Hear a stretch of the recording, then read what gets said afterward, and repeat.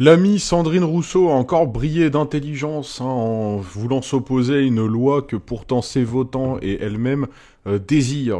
Une loi pour laquelle elle serait absolument pour. Elle va décider de ne surtout pas la voter. Pas de proposition de loi sur l'abrogation de la réforme des retraites. Pourquoi ? Parce que elle a été proposée par le Rassemblement National, le RN, les méchants, toujours.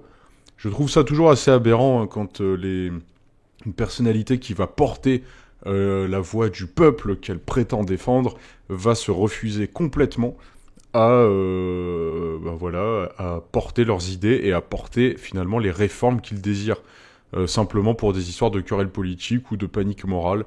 Bon, on va regarder tout ça ensemble. N'oubliez pas, je lis tous les commentaires et j'y réponds avec plaisir. Donc participez toujours dans la bienveillance, c'est très important. On va regarder la vidéo, restez jusqu'au bout parce que je pense que ça va vous énerver.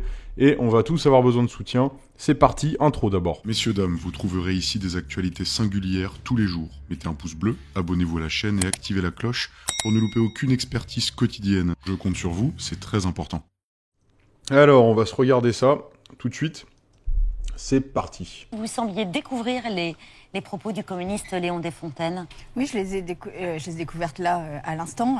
Moi, je ne voterai en rien, jamais, la proposition de loi sur l'abrogation de la réforme des retraites dès lors qu'elle est déposée par le Rassemblement national. Donc plutôt le cordon sanitaire que les promesses aux électeurs. Non seulement on va gagner sur la réforme des retraites parce qu'il y a le PLFSS avant, donc il y a le budget de la sécurité sociale, il y a la possibilité de déposer des textes transpartisans et puis nous avons nos niches, donc c'est une question de quelques semaines. Mais nous gagnerons avec les honneurs et sans nous compromettre sur nos valeurs. Donc là, très concrètement, elle explique qu'elle va prendre le risque finalement de ne pas voter cette réforme dans l'espoir finalement qu'elle revienne mais sous leur couleur à eux. Enfin vraiment, on est sur quelque chose de...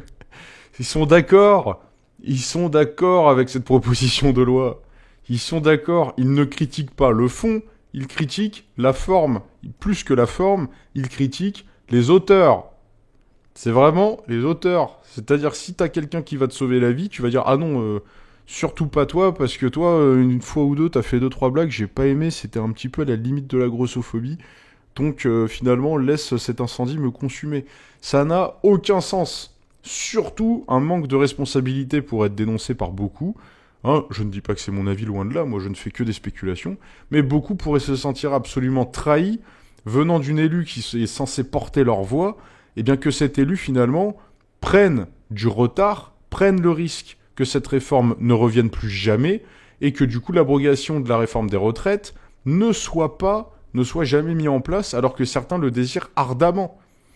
Enfin, moi je sais pas, ceux qui sont pour Sandrine Rousseau, apparemment ils existent, mais en tout cas, je suis toujours assez étonné par la capacité qu'elle a de se fourvoyer par rapport à ses propres idées et par rapport à son rôle, puisque, de ce que j'en comprends, il me semble, je peux me tromper, qu'elle est d'accord avec cette réforme. Donc moi, je questionne. Si là, des gens sur cette chaîne qui sont fans de Sandrine Rousseau, vous êtes absolument les bienvenus, c'est avec plaisir d'échanger avec vous, sachez-le, et j'ai très envie de débattre avec vous, et surtout d'avoir vos avis. Très sincèrement, ça m'intéresse, et je dis ça sans la moindre ironie. Donc n'hésitez pas à la partager, mais je vous pose surtout une question.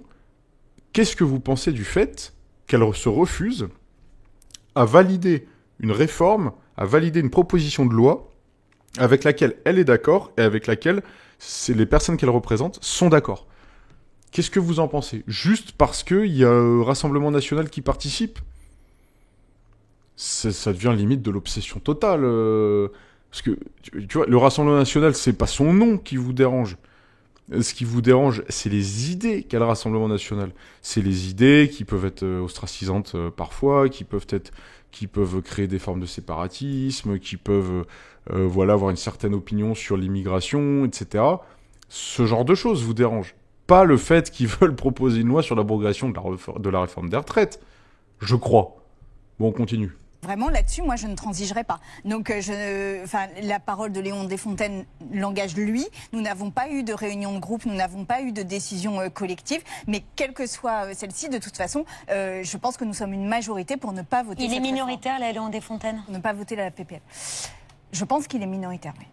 Et tout le monde ne s'est pas exprimé dans ce sens. Hein. On n'a pas passé d'autres réactions, mais il y a eu côté à la fois côté insoumis notamment, et peut-être même d'autres communistes qui ont dit qu'ils étaient prêts à voter. Hein, Au nom de la promesse. Donc, là, on lui informe que ses collègues eux-mêmes, pourtant, bon, j'allais dire encore plus virulents qu'elle, pas sûr quand même. Mais enfin, ça dépend lesquels, tu me diras. Mais voilà, sont prêts à voter ça. Voilà l'air de enfin bon. Au nom de la promesse, de l'engagement. Non, mais je veux dire, on va gagner sur les retraites, hein, soit sur un texte transpartisan, soit sur une niche du nouveau Front Populaire, soit sur le PLFSS. Il y a 3 possibilités pour gagner. On pourrait aussi faire un référendum d'initiative. Voilà, donc elle prend le risque que déjà un premier acte passe sous le nez. Et rien ne garantit qu'il y aura d'autres actes. Donc là, elle fait un pari sur l'avenir, et du coup, un pari sur le bien-être des gens qu'elle est censée représenter. Enfin, c'est ce que certains pourraient penser. Populaire, citoyenne, ce qui serait absolument intéressant parce que du coup ça remettrait le débat là où il doit être. Mais en tout cas, moi je ne voterai pas et nous serons nombreux à ne pas voter. Vous êtes sûr d'obtenir l'abrogation de la réforme des retraites sans les voix du RN ? Après, nous, on peut pas imaginer ce qu'ils vont voter. Donc en fait, parce que ça, c'est le reproche qui nous est souvent fait. Mais quand nous, on dépose quelque chose, on peut pas contrôler les votes des autres. Mais ce que nous n'avons jamais appelé à leur vote. C'est vraiment... Bon, on va regarder ce qu'en pense la plèbe. Moi, je vous ai déjà dit à peu près découvrir certaines analyses déjà. LFI ne votera jamais une proposition de loi du RN. Le RN ne votera jamais une proposition du NFP. Macron se régale. Je suis pas sûr. Je sais pas. Franchement, si NFP dit oui, il y a trop de conflits de civilisation, il faut qu'on régule un peu mieux l'immigration, je suis pas sûr que le RN va refuser. Hein. Je suis pas certain de ça. Hein. Donc rien à foutre en réalité des Français. Ouais, c'est globalement ce que j'ai dit, c'est ça. Ce qui prouve bien qu'elle est dans l'idéologie plutôt que dans la conviction d'idées. C'est un très bon résumé, j'aime beaucoup cette phrase. Vous assumez donc clairement, Sandrine Rousseau, être une macroniste. Soyez honnête, dites simplement que l'abrogation de la réforme des retraites ne pourra pas être votée que si le RN la vote aussi.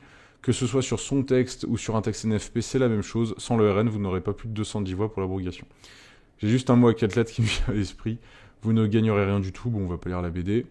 Mais qu'ils sont cons. Vous gagnerez que dalle et les Français auront tout perdu, pauvres... Bon, les insultes, on valide pas, même si c'est sûr que c'est agaçant.